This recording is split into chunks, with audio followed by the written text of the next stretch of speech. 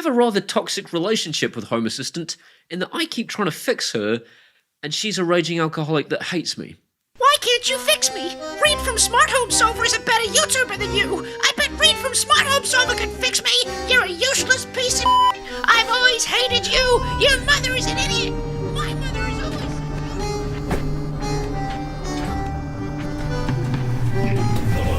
Right this second, I have Toya local lights in this room that won't turn off. And then sometimes will turn off. Just fine. It's the most bizarre thing in the world. I have got a LED strip at the front of the house, and the LED strip at the front of the house comes on at 20% brightness. Sometimes. Why? I never told it to, it just does. I've also got some bulbs at the end of the garden connected to a smart Zigbee plug socket, and this thing sometimes is in range, and sometimes is out of range. Sometimes it'll work, sometimes it won't.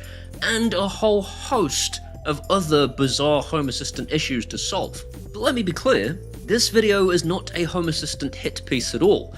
I could never leave her. Part of me likes the abuse.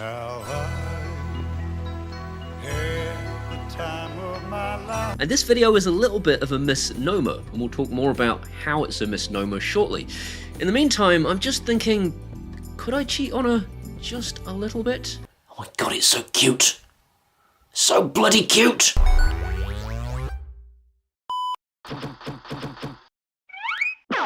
Thanks to Hubitant for sponsoring today's video and for sending me their Hubitant C8. This video is biased, and I will not stand by while you slander the good name of Home Assistant!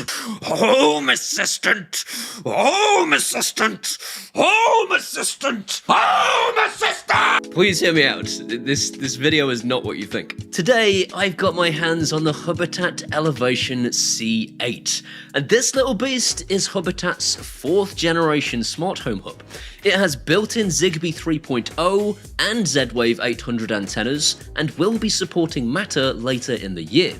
And what I plan to move away from my current Home Assistant setup is the hardware aspect, and some of the software aspect.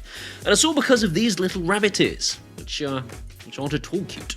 So bloody cute! And it's these rabbit ears that are the biggest talking point of the new hub over the old one, because in conjunction with the improved radios that Hubitat have put in this thing, the antennas give the hub an increased range and lower RF latency. And existing users are saying that since upgrading to this new hub, they no longer need Zigbee and Z-Wave repeater devices at all. This chap claims to have a 3,000 square foot house and has gone down from 3 to 4 hops on his repeaters down to 0 to 1 hops. So naturally, I wanted to check this out for a 3,000 square foot house.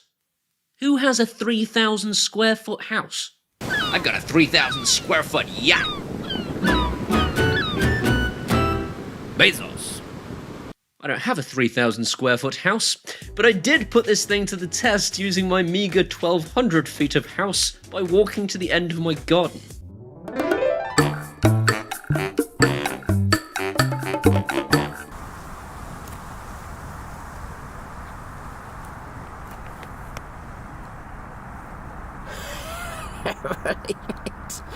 I'm so far away from the house. Oh my goodness. And this is in no small part thanks to the fact that the C8 has the latest Z-Wave 800 radio baked in.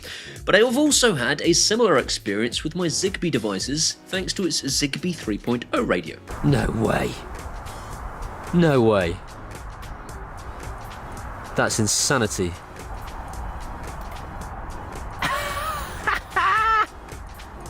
Oh my goodness. I don't believe it works.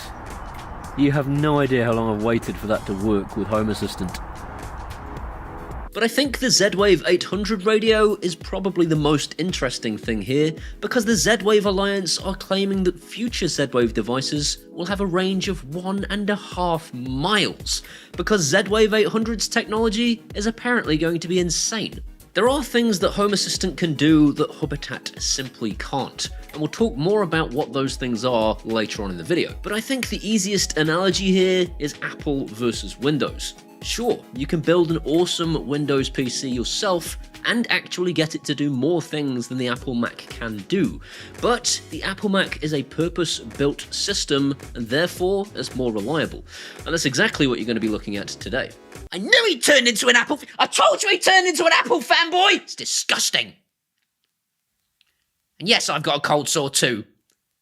It's just a coincidence. So I decided to give this thing a real challenge. In my hallway, I have a 3-gang Zigbee light switch from Toya at the bottom of the stairs, a battery-powered Z-Wave quad mote from Aeotech at the top of the stairs, an ancient Toya Zigbee LED strip over the front of my porch, a Toya Zigbee motion sensor for turning the upstairs lights on when there is movement, an IKEA Zigbee bulb, which are notorious for ignoring the pairing process, an Ajax bulb, which is a Zigbee bulb that Hubitant are unlikely to have ever even heard of, and a bulb in the ceiling from Philips. Excuse me. Sorry, Philips. Sorry. Philips.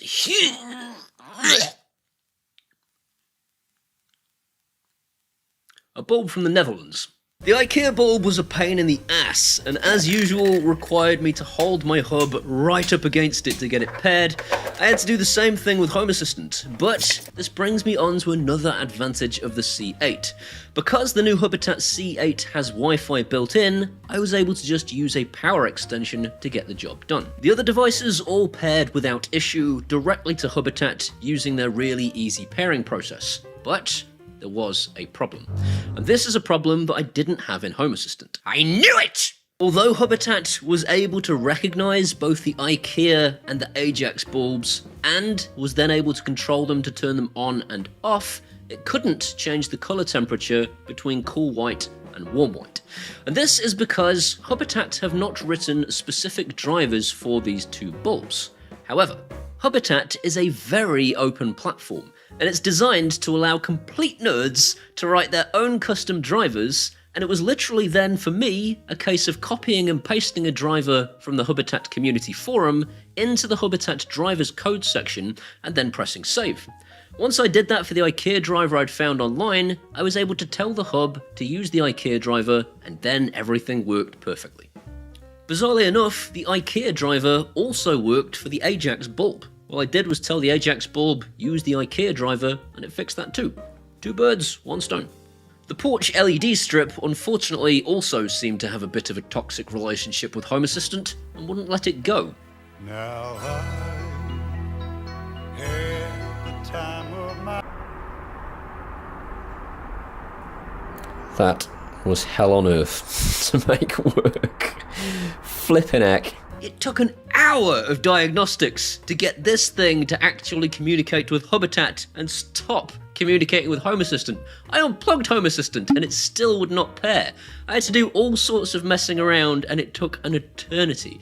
But once I got it working, it was quicker than Home Assistant, and more importantly, it turned the brightness to 100% every time, not 20%. It's still the weirdest issue ever. Similarly, such a weird word. Get to the point. In a similar way to that, the automation for the quad mote was also much faster than it was when I was using it with Home Assistant.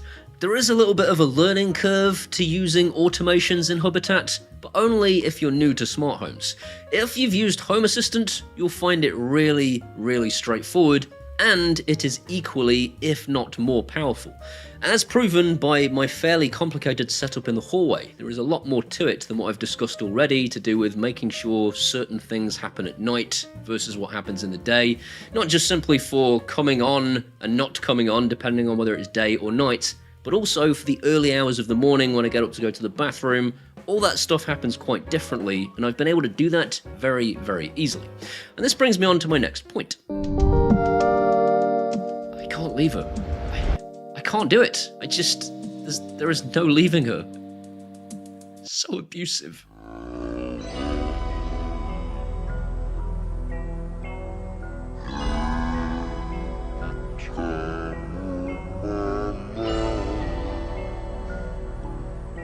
But there is a halfway solution. So I can use the hubitant to do all of the physical connectivity aspect of my automation. Instead of using Home Assistant, I will use hubitant to control all of my lights as I walk past motion sensors, for example. I also plan to use the hubitant Alexa skill instead of using the Home Assistant Alexa skill, because the hubitant Alexa skill is entirely free, whereas the Home Assistant is based on a subscription monthly.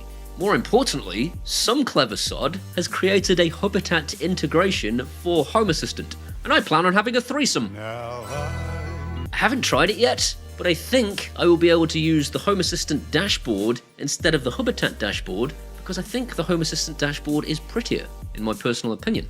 I will also still be able to use Home Assistant for things like my Broadlink RM Pro, which isn't supported in hubitant, and my Toya Wi-Fi gear, which also isn't supported in hubitant. Home Assistant will still turn on my TVs using network requests, and it'll do a few other bits and bobs. But hubitant and its little rabbit ears are going to do all of the physically connected devices to get those things to turn on as I enter a room, for example. And so this is the grand plan. Not only does this thing have Wi-Fi, which means that I can stick it slap bang in the middle of my house, it also has much more powerful Zigbee and Z-Wave antennas than my current Home Assistant setup, which means I'm going to have fantastic range and far more reliability, whilst still being able to use all the things that are great about Home Assistant. How you like dem apples? Home Assistant! Thought you might say that. Hubitant is not perfect. It still struggles with some Aqara Zigbee devices, it still can't control Toya Wi-Fi, and at time of filming, there's no Broadlink integration. But what it does do is work more reliably than Home Assistant at everything that it is good at, and with greater range than any of the Zigbee or Z-Wave dongles that I've tried. It works with Apple HomeKit, Google Home, If This Then That, and Amazon Alexa, and it does so entirely without subscription. And at its current price tag of $150, you're getting an awful lot of physical hardware in a tiny little package. My mate Pete at Hubitant says that Hubitant C5 and C7 users can migrate all of their existing automations, apps and devices to the C8 using a free migration tool. If you're interested in picking one of these things up, as usual, there are links in the description as to where you can do that. In the meantime, I hope you've enjoyed today's video. If you have, please give it a thumbs up. That will tell YouTube's algorithms it was a good video, more people should see it. If you want to see some more of this guy, hit that subscribe button and ding that bell. If you ding the bell, it lets YouTube know that you want to be notified when I upload videos. These incredible people running up your screen are my patrons from Patreon, and without them, I would not be doing this. I have had a hell of a month. This has been the worst month probably since I started doing YouTube, and if it wasn't for these guys, I would not be doing this at all. If you want to be one of those incredible people, you can do that at either Patreon or buy me a one-off beer at PayPal, and either way, I'll genuinely love you forever. These are my Facebooks and my Twitters and my Instagrams and my TikToks too. Come and hang out there and we can be best friends. See you next time. Home Assistant! I hope Nisha's not an important meeting downstairs.